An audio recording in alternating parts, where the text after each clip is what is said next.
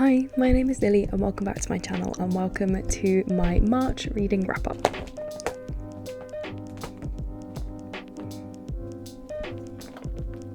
Hi.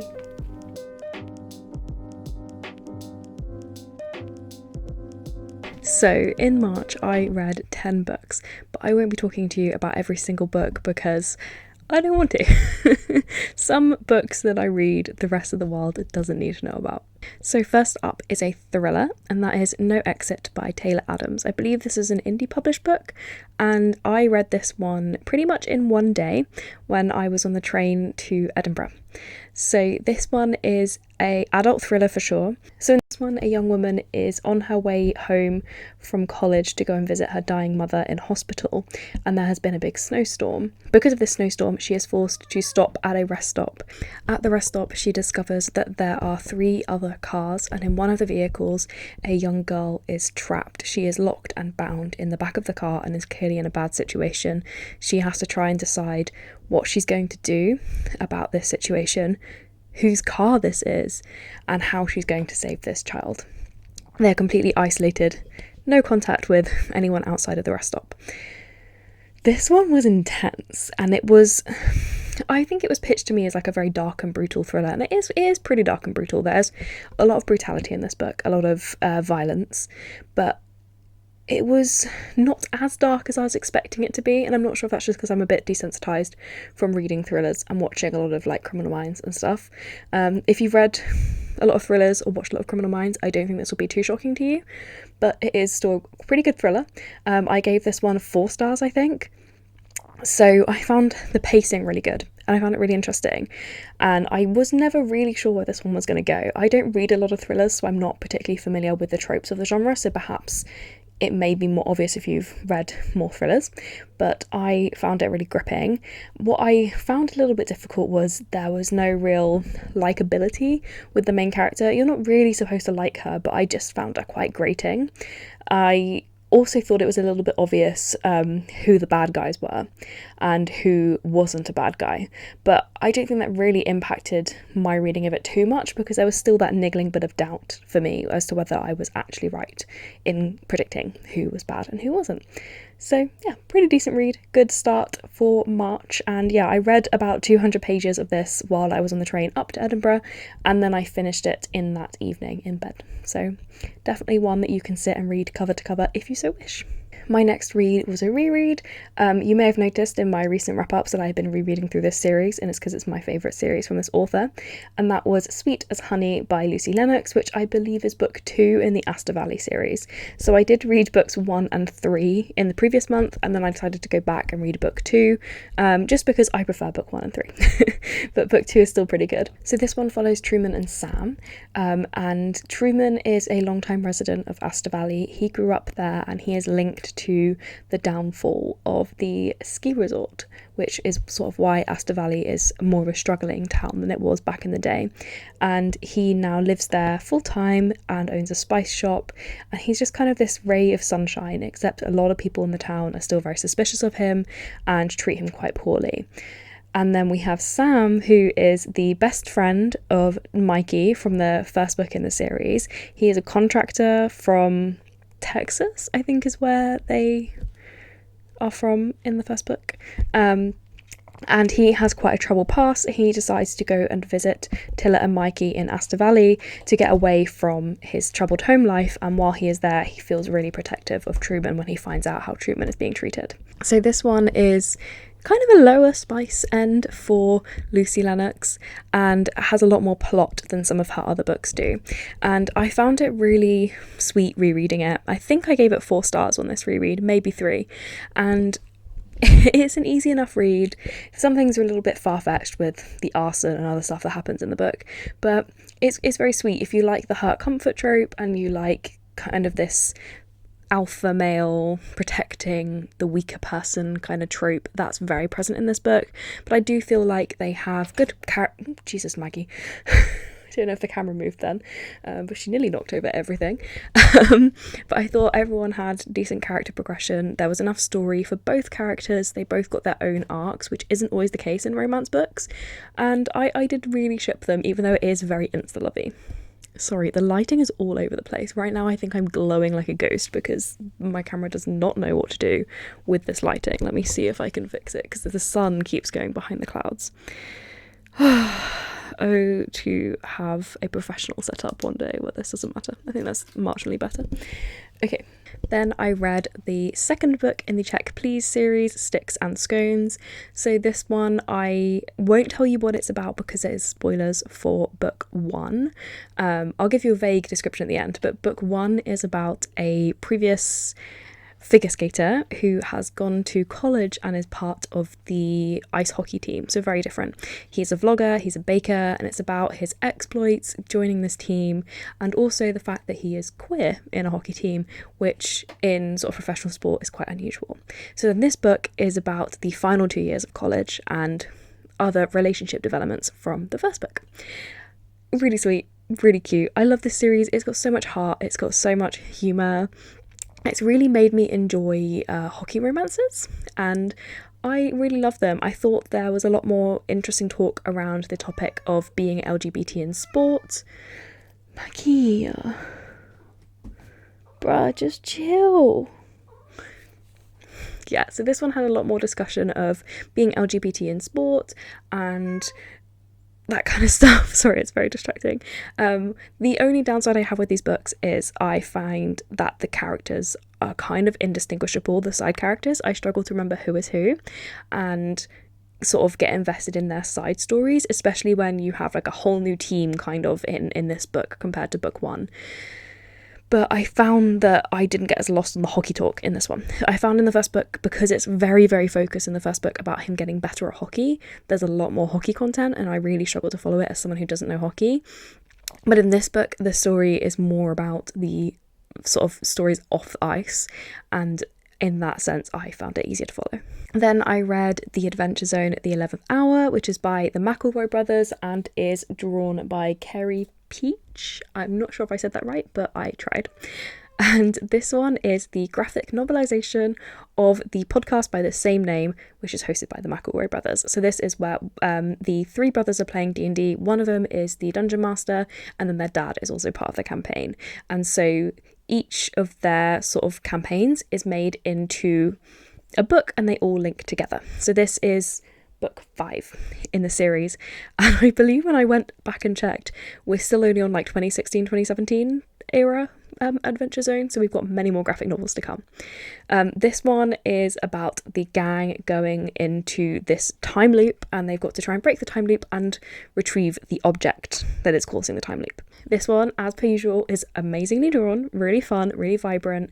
I love the wacky designs, I love the diversity in the world the artist has created, but I just found it difficult to follow. This one is the first time I've not given an Adventure Zone 4 or 5 stars. I only gave this one 3 stars. And I just really struggled to understand the concept of this one. I feel like they slimmed it down a little bit too much, and it was really hard to follow what the setup was. And I think that's partly because we didn't get a lot of the setup from the Dungeon Master that I imagine they're probably getting in the podcast, because they don't tend to break the fourth wall very much in book. So I found it really difficult to follow the story and understand what the purpose was, and I can't really tell you what the resolution was either if you were to ask. But overall, I think the series is a really great read and I'd highly recommend it. And I will say at this point, you do need to have read previous books in the series to be able to read this one, because characters are recurring and we're starting to get a common thread storyline happening through. Then I read If Only You by Chloe Leese. This is another favourite of mine, another amazing Chloe Leese book, get straight 5 stars. So this is, I want to say the 5th or the 6th book in the Bergman Brothers series, but this time it is about one of the Bergman sisters. So this one follows Ziggy and Sebastian. Ziggy is the youngest of all of the Bergman siblings, and this has happened after the time jump that occurred in a previous book, so there has been a bit of a grow up. I believe in the original books she is late teens, now she is kind of early 20s. So in this book she is a professional soccer player, And she has this good girl reputation. She's just been brought on to play for the national team, and people just aren't taking her very seriously. And then we have Sebastian, who is the best friend of one of the Bergman brothers, and he has this bad boy reputation. And he's really struggling because there's potential that he might get dropped from his team because of this reputation. So they decide to pair up and fake friendship to improve each other's reputations. So being around Sebastian will make Ziggy look a little bit more daring, and being around Ziggy will make Sebastian look like he's perhaps calmed down a bit, settled down. And they do things like angry yoga together to kind of build up these images for each other and create this middle ground that they both want. But as they start to get to know each other more, they start to fall for each other. This one was just adorable. So there is a slight enemies to lovers vibe at the beginning. They're kind of antagonists at first, but it definitely very quickly becomes friends to lovers, which is one of my absolute favourite tropes. And seeing them fall for each other from the dual POV is just so adorable. I absolutely loved it, and I found them just so sweet. There's a real grumpy sunshine element to them as well, where Ziggy is the sunshine one, but there are some heavy topics discussed around like Ziggy's autism and also her need to break out of this sort of poor baby that needs protecting image that she's been sort of stuck into by her family, and Sebastian's issue with alcohol and depression and things like that. So like every Chloe Lee's book, it'll make you laugh, but it's also going to hit you in the feelings quite severely. But I loved them, and the chemistry was really there for this couple. I know sometimes people have said in the past they don't feel like the chemistry was there, but I really felt it for these two. And I thought the autism rep for Ziggy was just awesome. It was a really different presentation to her brother, Axel, in a previous book who has autism, and another autistic character in the series, and has its own voices. I love it even more. Then I read Crumbs, which is by Danny Sterling. This is, yes, another graphic novel. This one, I believe, has been categorised by some as young adult, others as adult. This is sort of a cosy fantasy, romancy style book. So we have Ray, who is a witch who has got into this sort of government academy sort of thing where she is going to train to be in different branches. But the problem with this job is that every day she has to leave behind the memories of what she's done. And if she becomes a fully fledged member of this society, nobody will remember her for the entire time she is working there. And then we have Laurie, who is working at his aunt's bakery after being taken in by them when his parents died, and he is a aspiring musician. So they strike up this romance between them and when they meet at the bakery, and it follows how their romantic relationship progresses and how they grow together, and also both their dilemmas around Laurie wanting to get into music and then Ray wanting to work for the society but feeling really conflicted about the fact that she'll have to leave Laurie behind. Now, this one is incredibly cute and also incredibly diverse. I loved the drawings, I loved the art style, and I thought the world was really cool. And it just does feel so cozy. It's such an easy read, so cozy and so sweet. And I really love Ray and Laurie and how they're not portrayed as this perfect couple, and we get a lot of discussion around each other's flaws and how they can improve and how they can make this relationship better, and also how respectful they are of each other. And I thought it was a really good, accurate representation of kind of the anxieties in early relationships. The reason I only gave this 4 and not 5 is I feel like the world was not properly developed for me. I didn't really understand how magic played into things and how the society that Ray wants to work for really contributes. It was kind of hazy and confusing, and I just wish we'd spent more time with it. I almost wish this was broken up into a couple of books, or even just an even longer, chunkier graphic novel, just to explore those ideas a bit more. But it's still amazing, and if you're looking for a cozy fantasy and want a graphic novel to read, I would highly recommend Crumbs. Then I read Hitched by Lucy Lennox and May Archer. So I'm trying to finish this series. I started it and I just really want to get it finished. And this is a romance series that is connected, so you can't read them as individual standalones. And that is because there is an ongoing backstory happening that goes between all the books about this security operation they're running. So in this book, we follow Champ, who is the head of the security company that other members of previous books work for, and his friends with benefits, Quinn. So Quinn is a wedding and event planner, and he has just moved to the Thicket to sort of build his business before he decides he's probably going to move back to Nashville. he has taken on the wedding of this important socialite in the area, but it just so happens that Champ needs to get into that socialite's dad's house to get a piece of technology that he needs to complete this mission that he's doing. So they decide to fake date so that he can get closer to this family and get the thing that he needs. So this one is a bit silly and a bit of fun. It is 3.5 stars from me because honestly, like, it's fun to read, but it's not particularly well thought out. Like the security missions and stuff like that always seems a bit far-fetched, and like it's probably not how it would happen in real life, but it is just so much fun to read and so silly. What I struggle with this is it's trying too hard to have too much plot. Like Lucy Lennox books do normally have a bit of plot but not a ton, and not something as high level as this, and I just feel like it's a little bit too complex for Lucy Lennox and May Archer. It just didn't feel as believable, but I will say they are lovable and it is funny. I love Quinn. He's really sassy and outspoken, and he really knows what he's doing with his job, and he's not afraid to say it. Champ is okay. I think Champ was funny to read from the perspective of, but I didn't love him as much as I loved Quinn. But I really like Champ's growth through the book and how much he learns to trust Quinn and Quinn's judgment. And then the final book I'm going to talk to you about is Highest Bidder by Sarah Kate, which is the newest book in the Salacious Players Club series that came out in March. So the Salacious Players Club is interesting. It is a book series following originally it just followed the owners of the sex club, but now it is branching out a bit more because people really wanted her to go back and write more from this series. So we've had all the books about the owners of the club, and now it is about one of their regulars. So Ronan Cade is a billionaire who invested in the club to help them set up, and he is now a regular there. He is this dark and brooding character, and in previous books, female characters were kind of warned to stay away from him because he wasn't one for serious relationships. He only seemed to have dalliances with various women. So in this book, the female main character is called Daisy. Daisy's mother has just passed away, and what she knows is that her mother has left her this trust fund with $1 million in it, and the note says that it's from a man named Ronan Cade.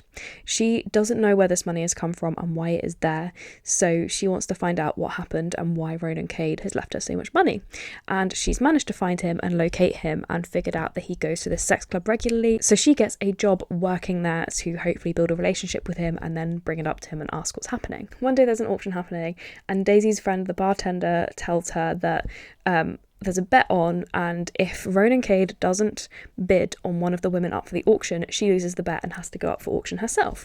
And would you have it, Ronan Cade does not bet on that girl in the auction, and so she has to auction herself off, and Ronan is the one that decides to bid for her and get a date with her. And they fall into this romantic tryst where she's caught in the middle, and she's starting to become convinced that Ronan was probably in a relationship with her mother, and she doesn't know how to tell him who she is and how he knows her mother, while she is falling in love with him and he is falling in love with her.